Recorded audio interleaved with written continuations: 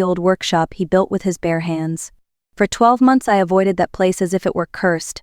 Every board, every nail, every smell of sawdust reminded me of the life we had and the one that ended too soon. But grief has a strange way of calling you back to the places you fear the most. The day I went back, the air was cold and gray. The Ohio wind cut through my coat as I parked by the old fence. The sign above the door still read Grandson's Woodworks, though one of the letters had fallen off. The last time I stood here was the day they brought Harold's body out. I thought I would never cross that threshold again. Yet there I was, holding the same rusty key he once carried on his belt. People say time heals. Maybe it does. But what time doesn't heal, silence usually buries. And I was tired of silence. My grandson Eric told me to sell the place months ago. He said it was too painful to keep, that I should move somewhere warm and quiet. He's 24, young and impatient, always chasing something new. Somewhere along the way, that boy disappeared. I unlocked the door. The hinges groaned, just like they used to. The smell hit me first: oil, dust, and old pine. Light filtered through the broken window panes, revealing workbenches covered in forgotten tools. Harold's jacket still hung by the doorway, stiff with time. I ran my hand over it and whispered, "I'm home." For a moment the air felt alive. There was a faint hum like the echo of machinery deep in the room. My chest tightened. That couldn't be right, the power had been cut for months. But as I stepped further inside, the hum grew louder. It wasn't memory. It wasn't my imagination. Something was running. I followed the sound toward the back room. My hand trembled as I reached for the switch.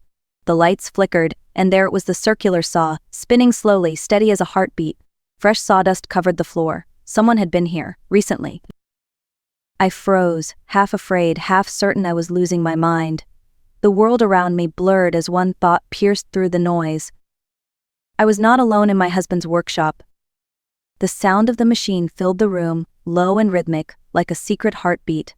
I stepped closer, each footfall echoing against the wooden floor. The saw was spinning, but no one was there.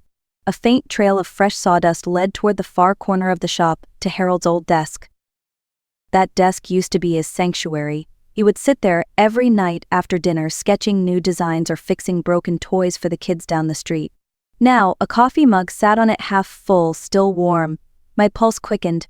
I reached out to touch it, and the heat on the porcelain told me what I didn't want to believe. Someone had been here maybe minutes ago. I turned toward the shelves, scanning the space for signs of life. There were new tools I didn't recognize, newer brands, sharper blades. A work apron hung neatly by the window, embroidered with a name I couldn't quite make out. My eyes narrowed, tracing the threads until I saw it clearly: E. Collins. I didn't know any Collins. For a brief moment, I wondered if I had walked into the wrong place. Maybe I had mistaken another workshop for ours. But no, there on the wall was the photo of Harold and me, taken 30 years ago, right after we opened the shop. His arm around me, his face proud, his smile still alive in the dust-covered glass. The humming stopped. The silence that followed was heavier than before. I could hear the faint ticking of the clock on the far wall, the same one Harold had repaired a dozen times. It was running perfectly, though I hadn't wounded in years. Something shifted behind me. A shadow flickered near the back door. I spun around, heart hammering, but the space was empty again. Only the faint scent of pine and machine oil lingered. I called out, my voice trembling, "Hello? Is someone here?" No answer. Only the slow creak of a board settling under its own age. I glanced back at the desk. A folded sheet of paper lay beneath the mug, smudged with fingerprints. I hesitated, then unfolded it. It wasn't a letter, it was a ledger, freshly written, dated last week. The name on top read, Grant Community Workshop. I stared at it in disbelief, my breath caught between fear and something else I couldn't name. My husband's name was everywhere on that page, his handwriting, his logo, his dream, but he'd been gone for a year. And yet somehow his work was still alive. I carried the ledger to Harold's desk and sat down slowly. The surface was covered with dust, but the paper felt new, the ink still glossy beneath the lamplight. Every page listed names, hours worked, and small payments made. These weren't invoices for clients. They were wages. The handwriting wasn't Harold's, but whoever had written them knew this place well. As I turned the pages, I noticed notes in the margins, phrases like teach finishing to Mark, safety check for Sam, new hire Maria. Each entry was signed with the initials HG. My stomach tightened. Harold Grant. my husband's initials. It made no sense. I'd buried him with those same hands that once built every inch of this place. I saw the tools in his coffin, and yet here they were, his marks, his plans, continuing as though he had never stopped. A chill ran down my spine. I rose from the chair and scanned the walls, searching for something, anything that could explain this. There, near the old calendar, a corkboard was pinned with photos, men and women I didn't recognize, smiling with sawdust on their sleeves. Underneath, a small plaque read, Hale County Cooperative, founded by H. Grant. It hit me like a storm. Harold had created something I never knew about: a workshop for the unemployed, a place to teach them carpentry and give them income. But why had he kept it from me? I'd spent 40 years by his side, and yet he carried this secret to his grave. The door creaked suddenly. My heart stopped. I pressed myself against the wall as footsteps echoed inside. There were voices, 2 men, maybe 3. Their words were muffled but urgent. "Told you Eric wants it sold by next month. He said his grandmother's too old to notice." Eric's name sliced through me like a blade. I froze, afraid to breathe. "Once Stokes gets the land, we'll be done here," another voice said. "He's offering a fortune for it." Their footsteps drew closer, boots scraping on the wooden floor. I could see shadows moving across the wall. Without thinking, I slipped up the narrow staircase that led to the loft above. My knees ached, but fear gave me strength. From there I could see them through the gaps in the railing, 2 men in dusty coats, scanning the room, one holding a clipboard. My throat tightened as I realized the truth. My grandson wasn't just planning to sell the workshop. He had already set the plan in motion. That night, I couldn't sleep. The image of those men pacing through Harold's workshop burned in my mind. Eric's name echoed in my ears like a wound that refused to close. I waited until morning, then called him. My voice was steady, but every word carried the weight of what I had heard. "Eric, we need to talk. Come by the house this afternoon." He hesitated before answering. "About what, Grandma?" "You'll see." He arrived just after noon, dressed too neatly for an ordinary visit. His cologne hit me before he even stepped through the door, a scent Harold used to call city arrogance. I motioned for him to sit. The air between us was thick with unspoken history. "Did you know anyone's been in the workshop?" I asked. He stiffened. "What do you mean?" "I went there yesterday. The machines were running, there were people working, and I heard your name, Eric. They said you wanted it sold." He looked away, rubbing the back of his neck. "Grandma, listen. That place is falling apart. It's dangerous. You don't need to be tied to it anymore."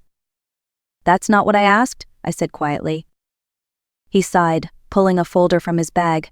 "I've already found a buyer. His name's Richard Stokes. He's offering good money. Enough to take care of you, pay off the taxes, and maybe even set you up somewhere nice. You deserve that." I stared at the folder, then opened it. The contract was thick with legal jargon, but one thing caught my eye, a signature. Harold's. My heart lurched. "Where did you get this?" I whispered. Eric hesitated, then said, "Grandpa signed it years ago. I found it in his files." "No," I said firmly, pointing at the scrawl. "That's not his handwriting. I would know his signature anywhere." He froze, eyes darting to the floor. "Eric," I said softly, "what have you done?" He stood abruptly, knocking over his chair. "I did what had to be done. You're clinging to ghosts, Grandma. Grandpa's gone. The workshop is just a pile of rotting wood. I'm trying to save what's left of us." Tears burned behind my eyes, but I didn't let them fall. Save us. By selling the only thing he built to give people a future. He turned away, jaw tight. "You don't understand. You never do." The door slammed behind him before I could speak again. The sound echoed through the empty house, leaving me with the bitter truth. My own grandson had chosen greed over legacy. The morning after our argument, the sky broke into a steady drizzle. I sat at the kitchen table, staring at the folder Eric had left behind. The fake signature glared back at me like an accusation. Every line of that document felt like betrayal written in ink. Around 10, a soft knock echoed at the front door. I opened it to find a woman in her 40s, standing on my porch, rain clinging to her dark hair. She held an envelope in one hand and a small leather binder in the other. "Mrs. Grant?" she asked gently. "My name's Maria Torres. I work at the workshop." I stiffened. "You're one of them. You've been in my husband's shop." She nodded. "Yes, ma'am. But not how you think. Your husband started something good, and we've been trying to keep it alive. I let her in, wary but curious. She laid the binder on the table, opening it to reveal photos: men and women sanding wood, repairing furniture, teaching younger workers. Every face looked proud. Every corner of the workshop was alive again. Your husband created the Grant Community Workshop 2 years before he passed, Maria said softly. He used his savings to buy old tools, fix them, and teach people who couldn't find work. He said everyone deserved a second chance. I stared at the photos. Harold, with his kind eyes and quiet laugh, had done all this without ever telling me. My throat tightened as Maria pulled out the envelope. He left this with us, she continued. He said you'd come back when you were ready. I opened the letter. The handwriting was his, uneven but unmistakable. Lucy, it began. If you're reading this, it means you finally forgave life enough to walk back inside. The workshop isn't about wood or profit. It's about dignity. About building people the way we used to build things together. Promise me you'll protect it if someone ever tries to take it. I pressed the letter to my chest, tears spilling down my cheeks. Maria hesitated, then added quietly, Eric's been meeting with a man named Richard Stokes. He says the sale's almost final. The room seemed to tilt. The air turned heavy again, full of thunder that hadn't yet broken.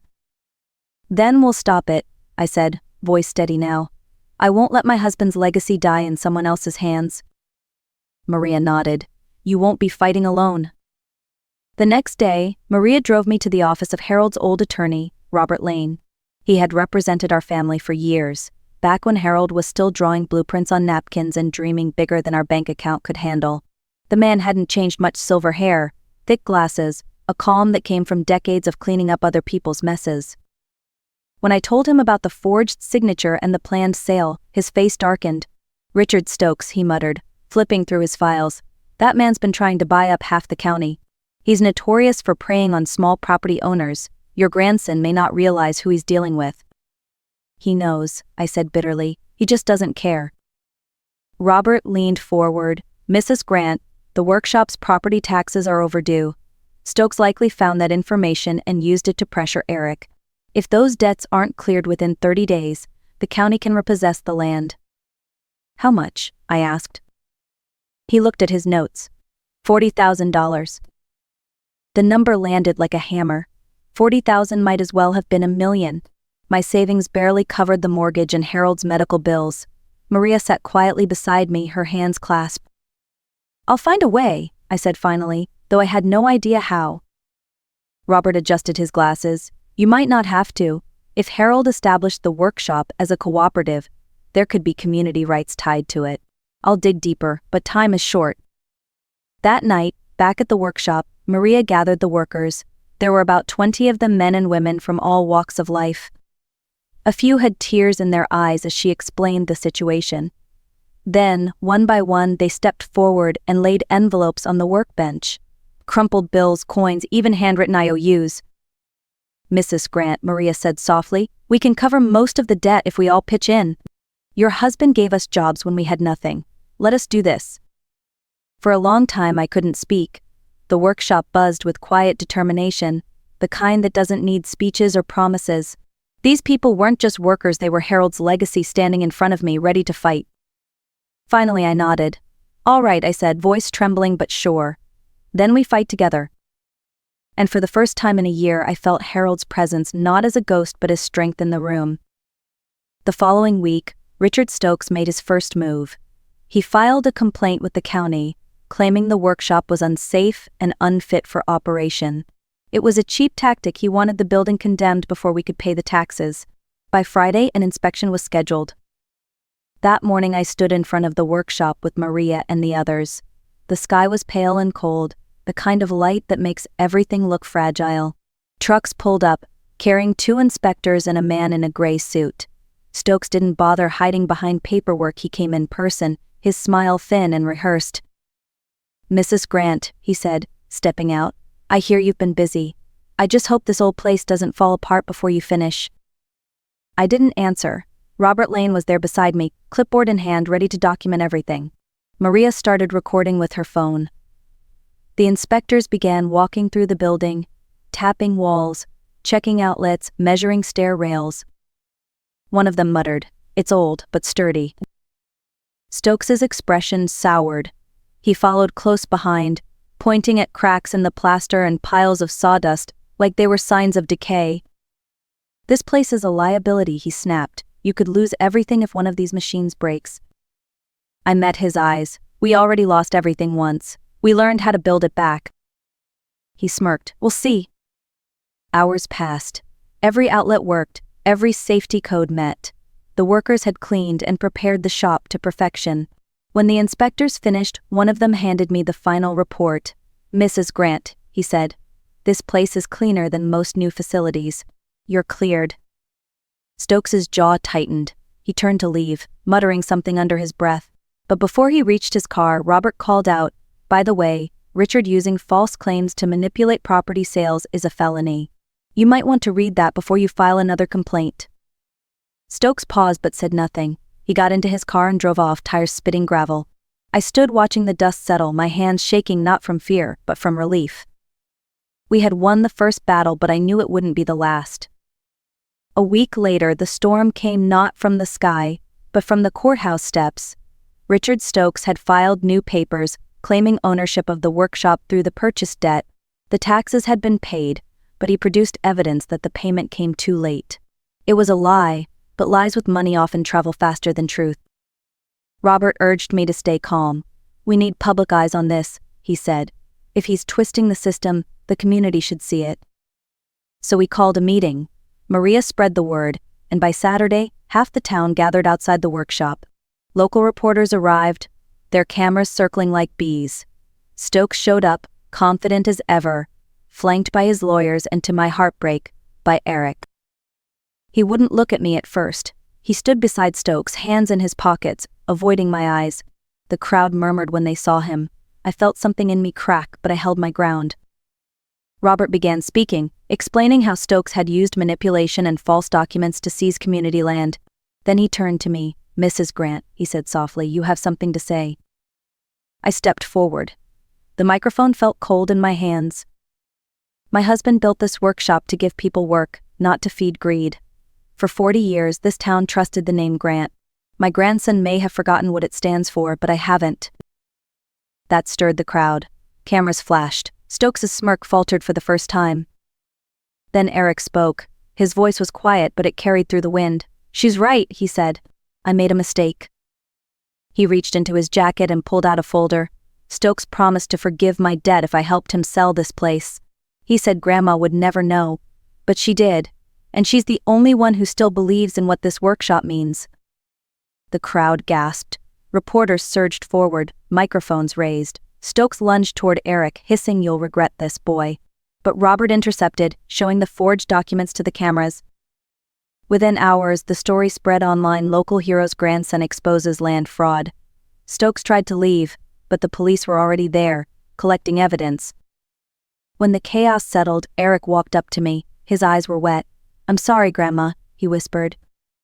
I took his hand and said, "We all make mistakes, Eric. The test is what we do after them." And just like that, the war began to end, not with revenge, but with truth. 2 days later, the news broke everywhere: developer under investigation for fraud and coercion. Richard Stokes's empire began collapsing faster than anyone expected. Former property owners came forward with stories just like ours: threats, forged documents, false inspections. His lawyers couldn't plug all the leaks. The state launched a full audit, and overnight, the man who'd walked through my door smirking became a headline no one wanted to be associated with. But victory didn't feel sweet, not yet.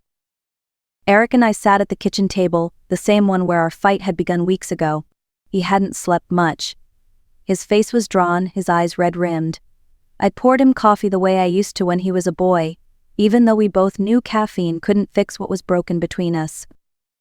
"I should have trusted you," he said quietly. "Instead, I let someone buy my fear." I looked at him for a long moment before answering. "We all sell pieces of ourselves when we're desperate, Eric. The trick is learning how to buy them back." He nodded, tears brimming. "Do you think Grandpa would forgive me?" "Your grandfather built a place where second chances are part of the foundation," I said gently. That was the point all along. Later that afternoon, Maria arrived with the others. They carried food, laughter, and something else: hope. For the first time since Harold's death, the workshop didn't feel like a graveyard. It felt alive again. Robert called during dinner. The judge signed the motion, he said. The workshop is now recognized as a protected cooperative under community trust law. That means no one, not even a relative, can sell or transfer it without full member consent. I sank back in my chair, relief washing through me. So it's safe. As safe as it can ever be, he replied. You did it, Lucille. You and Harold built something that outlived both greed and grief. That night, I walked alone down to the workshop. The machines stood silent, catching the moonlight through the clean glass Harold had once polished by hand. I touched the nearest one, the same type that had taken our son years ago, and whispered, You took so much from us, but tonight you gave something back. I didn't expect an answer, but in that stillness, surrounded by the hum of legacy and forgiveness, I felt one anyway. It was peace, hard-earned but finally real.